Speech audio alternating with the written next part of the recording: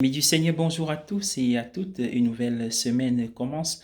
Nous sommes le lundi 4 octobre 2021. Vous faites bien de vous connecter sur cette chaîne. C'est parti pour une autre édition de la halte spirituelle pour la journée. Nous faisons mémoire avec l'Église universelle de Saint-François d'Assise. Installez-vous bien. L'évangile est un extrait de Luc au chapitre 10, versets 25 à 37. Jésus citait quand il disait « Tu aimeras le Seigneur ton Dieu de tout ton cœur, de toute ton âme, de toute ta force, et tu dois aimer ton prochain comme toi-même. » Il citait l'Ancien Testament, le Lévitique et le Deutéronome. Mais lorsque le scribe pose la question supplémentaire, courante chez eux, « Qui est mon prochain ?» Jésus a parlé de lui-même. Écoutons ce qu'il a dit et comment il l'a dit. Certains rabbins limitaient le mot prochain aux autres juifs. D'autres en donnaient une définition un peu plus large. Mais Jésus a retourné la question dans tous les sens. Il n'a pas répondu à la question « Qui est mon prochain ?», mais à une question différente. De qui dois-je être le prochain ?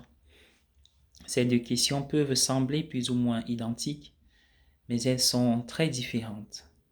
La première question concerne les autres personnes et la manière dont elles doivent être classées. La deuxième question me concerne moi-même et la manière dont je dois me comporter envers les autres. Il est plus facile d'aborder des questions qui me concernent, qui ne concernent que des choses ou des personnes extérieures. Mais beaucoup de choses difficiles qui nous interpellent sont très souvent dans l'ici, le maintenant, le présent. C'est certainement la raison pour laquelle nous projetons des choses sur les autres. Je me souviens d'un professeur qui, il y a longtemps, passait toute la journée à dire aux gens qu'ils étaient stupides. La façon explosive dont il le prononçait, stupide, rendait la chose bien pire que stupide. En le rencontrant des années plus tard, j'ai tout de suite compris que ce n'était pas quelqu'un d'intelligent. Ce qu'il faisait toutes ces années auparavant, c'était projeter sur nous la stupidité qu'il ne pouvait admettre en lui-même et la condamner. C'est un peu terrifiant lorsque cela vous frappe clairement pour la première fois. Ce que vous voyez autour de vous est ce qui se passe et se trouve parfois en vous. Deux hommes regardent à travers les barreaux de prison, l'un voit de la boue et l'autre des étoiles. Deux personnes grandissent dans la même famille. L'une se souvient des bonnes choses, l'autre ne se souvient que des mauvaises. Deux personnes regardent une troisième. L'une voit une personne décente qui se débat. L'autre voit une radiation. Dans l'histoire du bon Samaritain, le prêtre et le lévite passent devant un homme blessé et ne voient qu'un problème à éviter. Le Samaritain, et pour les Juifs de l'époque, les Samaritains étaient des hérétiques. Le Samaritain voit le même homme et voit son besoin d'aide. La façon dont vous voyez et agissez dépend de ce qui est en vous. Jésus vous regarde et dit, « Vous êtes le sel de la terre et la lumière du monde. Vous êtes la lumière du monde. » Il a pu dire cela parce qu'il était lui-même la lumière du monde. Il était prêt à le dire parce qu'il était rempli d'amour. Le mot voisin vient de deux mots plus anciens qui signifient proche et fermier.